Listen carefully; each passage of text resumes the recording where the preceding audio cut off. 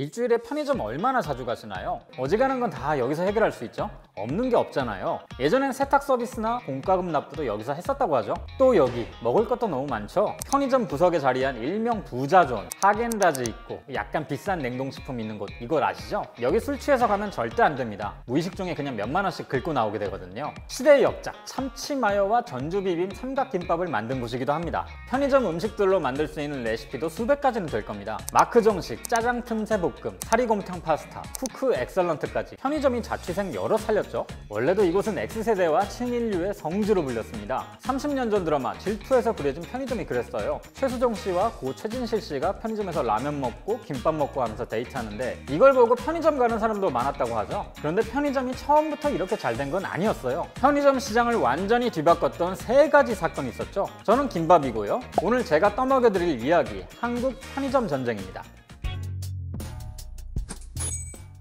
한국 최초의 편의점 롯데세븐 1호점이 82년 신당동에 들어섭니다. 이름이 좀 애매하죠? 세븐일레븐도 아니고 롯데마트도 아니고 이 롯데세븐은 롯데쇼핑에서 야심차게 내놨던 편의점이었어요. 당시 세븐일레븐이 일본에서 굉장히 장사가 잘 됐는데 세븐일레븐을 운영하던 미국의 사우스랜드가 롯데에게 이런 제안을 합니다. 우리 요즘 좀 핫한데 한국에서도 한번 해볼래? 하지만 당시 프랜차이즈 사업은 호황도 아니었는데다가 로열티가 너무 부담스러운 겁니다. 그래서 제휴는 하되 공식적인 라이선스 계약은 아닌 롯데세븐을 만든 거죠. 그래도 뭐 여러모로 비슷하긴 했어요. 영업시간이 7시부터 밤 11시까지였는데 이건 세븐일레븐의 초기 영업 방식을 따라한 거거든요. 결과는 완벽한 실패였습니다. 오픈 1년 6개월 만에 적자 1억 원을 내고 편의점 사업을 싹 접어버렸거든요. 지금이야 기업들에게 1억 원은 별거 아닌 돈이지만요. 당시엔 회사가 휘청거릴 만한 어마어마한 돈이었어요. 왜 일본에서 잘 되던 게 한국에선 안 됐을까요? 일단 당시 소비자들에게 편의점은 너무 생경한 풍경이었습니다. 동네 슈퍼에 가면은 콩나물도, 두부도,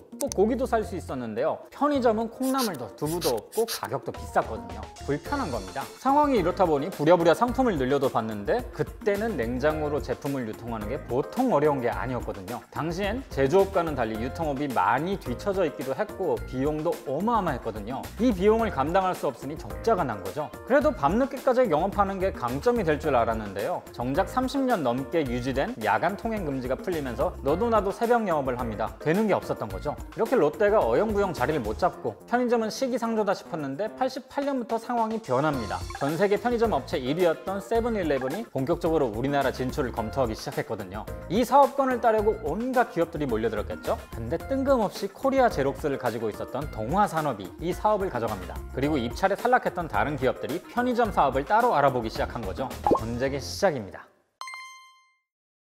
89년 세븐일레븐이 올림픽 아파트촌에 1호점을 냅니다. 이때부터 미국 1위, 2위, 3위 편의점 브랜드가 모두 국내에 진출했어요. 샤니그룹의 계열사였던 테인 유통이 로손을, 한양 유통이 서클 K를 들여왔죠. 일본계 편의점도 들어왔어요. 90년에는 미원그룹이 미니스톱을, 범삼성 계열이었던 보광그룹에선 패밀리마트를 들여왔고요. 이게 지금은 CU가 됐죠. 불과 1, 2년 사이에 편의점 강자들이 물밀듯이 들어온 겁니다. 이걸 보고 유통에 좀 자신 있던 국내 기업들이 독자적으로 편의점을 차리기 시작했어요. 럭키금성그룹의 계열사 희성산업에서 오픈한 LG25, 지금이 GS25죠. 또 동양그룹에서 만든 바이더웨이, 온갖 대기업에서 이 편의점 사업에 뛰어듭니다. 그 이후로는요 꽤 잘 됐습니다. 그럼 앞서 태어났던 롯데세븐은 왜 망했고 5, 6년 뒤에 들어온 이 수많은 편의점들은 왜 잘 됐을까요? 80년대를 거치면서 중산층이 많아졌습니다. 이 사람들이 돈을 쓰기 시작했어요. 이전과 차이가 있다면요 더 쾌적하고 더 깨끗한 곳을 찾기 시작한 거죠. 이 사람들이 낡은 구멍가게의 발길을 끊고 편의점을 찾기 시작했어요. 미국과 일본에서 편의점이 대박을 치고 있었다는 것도 한몫을 했고요. 실제로 롯데세븐은 서울의 신당동의 약수시장 앞에 매장을 냈었는데요. 그 이후에 등장했던 편의점들은 잠실과 목동 부근 아파트 근처와 오피스가 모여있던 곳에 매장을 냈습니다. 중산층과 노동자를 타겟으로 하는 거죠. 24시간 영업도 시작했습니다. 적재적소로 이렇게 딱 치고 들어가니까 성장은 말할 것도 없었죠. 89년 편의점 전체 시장 연 매출은 14억 원이었는데요.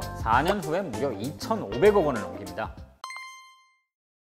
그럼 이때 편의점 업계 탑3는 어디였을까요? 패밀리마트와 LG25, 로손이었습니다. 사실 LG25와 로손은 잘 나갈만 했어요. LG25 운영사는 원래도 전국적으로 슈퍼마켓 사업을 크게 했었고요. 로손도 샤니그룹에서 빵빵하게 밀어줬거든요. 오히려 뜬금없는 건 패밀리마트였죠. 패밀리마트를 운영했던 보광그룹은요, 고 홍진기 중앙일보 회장이 설립했는데요. 보광은 딱히 두드러지는 사업 이력이 없었습니다. 근데 이런 보광이 일본에서도 가장 잘 나간다는 패밀리마트 사업권을 따낸 거죠. 이 때문에 당시엔 업계가 술렁일 정도였어요. 물론 중앙일보와 결혼으로 얽혀있던 삼성그룹이 뒤에 있었다는 게 영향이 아주 없진 않았을 거예요. 결과적으로 보광이 이 패밀리마트를 잘 키우기도 했고요. 아무튼 10년 전에 쿠팡이 그랬던 것처럼 당시 편의점 사업은 굉장히 미래가 밝았습니다. 그런데 문제는 돈입니다. 창고, 차량, 유통망을 거느린다는 건 돈과 인력이 어마무시하게 들어간 일이잖아요. 여기다 즉석식품을 보관하려면 냉장고, 냉동고도 있어야죠. 24시간 운영하려니까 운영비도 엄청나게 들죠. 편의점을 운영했던 모든 기업들이 적자에 허덕였습니다. 그래도 성장성, 잠재성 이거 하나만 보고 버티는 거였죠. 그 당시 편의점 업계는요, 겉으로 봤을 때는 장사도 좀 되는 것 같고 번지르르 해보였지만은 실제로는 버티지 못하면 죽는 서바이벌 게임 같았어요. 먼저 세븐일레븐은요, 진출 5년 만인 94년에 자본금을 다 까먹고 롯데쇼핑에 매각됩니다. 또 로손을 운영했던 샤니그룹도 이걸 못 버텨서 팔아버렸고요. LG25와 패밀리마트는 이 길고 긴 고비를 잘 넘기면서 6년 만에 편의점 업계 최초로 흑자 전환에 성공했고요. 98년 세븐일레븐을 운영하던 롯데쇼핑이 로손을 인수합니다. 이 덕분에 세븐일레븐이 편의점 업계 탑3로 들어왔어요. 하지만 세븐일레븐이 국내 편의점 시장을 송두리째 뒤바꿨던 사건은 따로 있었습니다. 삼각김밥의 탄생이죠. 삼각김밥은 사실 세븐일레븐의 시작부터 함께한 상품이었습니다. 일본의 오니기리에서 창안을 만든 건데요. 연어나 명란이 들어가 있었죠. 처음엔 백화점 매장에서 팔던 걸 납품받아서 판매했었다고 합니다. 당시 컵라면이 500원 정도 했었는데 삼각김밥은 900원, 1000원씩이었어요. 꽤 비싼 편이었죠. 근데 이게 맛이 있었던 것도 아니었습니다. 김도 눅눅한 데다가 우리 입맛에도 잘 맞지를 않았거든요. 당시 편의점 즉석식품의 매출 비중은 3에서 5% 정도로 지금과는 완전히 달랐습니다. 세븐일레븐은 국내 편의점 업계 후발주자로 1, 2위와 차별화하기 위해서 즉석식품에 집중하기로 한 거죠. 그렇게 99년에 참치마요 삼각김밥을 출시했습니다. 이건 진짜 전설의 탄생이죠. 참치와 마요의 궁합도 좋지만은 이 양쪽으로 찢는 포장지, 이게 정말 대단했었죠. 처음에는 이걸 대체 어떻게 뜯으라는 거야? 이러면서 요리조리 뜯었다가 김이랑 밥 다 분리되고 그랬었죠. 아무튼 이 삼각김밥이 2000년부터 엄청난 인기를 얻기 시작합니다. 이걸 보고 LG25와 패밀리마트가 삼각김밥 붐에 뛰어들게 돼요. 그런데 구간이 명관이라고. 세븐일레븐이 2001년에 삼각김밥을 메인으로 내세운 광고를 딱 하니 찍으면서 쐐기를 박습니다.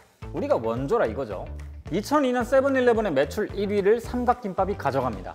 이 매출에는 2002 한일 월드컵 영향이 컸어요. 길거리에서 응원하다가 눈에 보이는 편의점에 가서 간단하게 먹고 나오는 거죠. 편의점 구석을 지키던 즉석식품이 삼각김밥 덕분에 메인으로 오게 됩니다. 농담이 아닌 게 삼각김밥 등장이 편의점 대중화에 크게 기여했다는 평가도 많아요. 삼각김밥 붐을 등에 업고 전국의 편의점 점포수가 미친 듯이 늘어납니다. 93년에는 1,000여 개였던 게 2001년에는 3,000개, 2007년에는 1만 개를 돌파했어요. 삼각김밥 덕분에 세븐일레븐도 단숨에 점포 1,000개를 넘으면서 업계 1위로 올라서지만은 2년 만에 패밀리마트와 LG25에게 추월당했습니다. LG25는 슈퍼마켓 체인을 운영해온 것답게 상권 분석과 출점 능력이 좋았어요. 그리고 대도시 지역에다가 매장을 집중적으로 냈고요. 반면 패밀리마트는 전국적으로 매장을 늘리는 데 초점을 뒀습니다. 심지어는 금강산이나 개성공단에도 매장을 냈었어요. 안정적인 운영 능력을 가졌던 이 두 편의점의 전략 때문에 세븐일레븐은 금방 1위를 뺏기고 맙니다.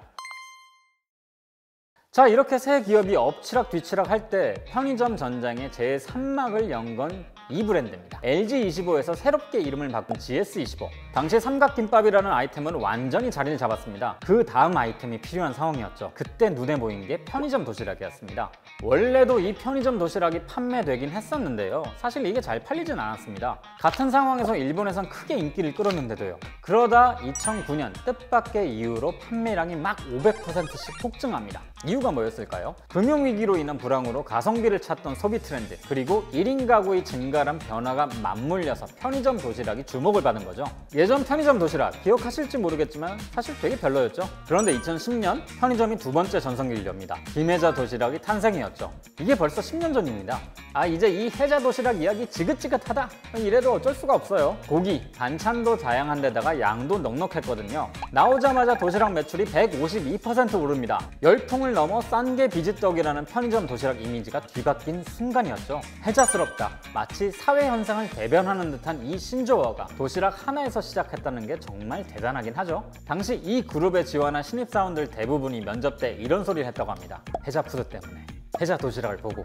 삼각김밥이 그랬던 것처럼 편의점 도시락이 매출 1위를 차지한 일이 벌어집니다. 삼각김밥 붐 때는 경쟁사들이 너도 나도 삼각김밥을 만들었는데요. 혜자라는 브랜드와 이미지를 넘어설 도시락은 쉽사리 만들지 못합니다. 김혜자 선생님 이미지를 어떻게 이깁니까?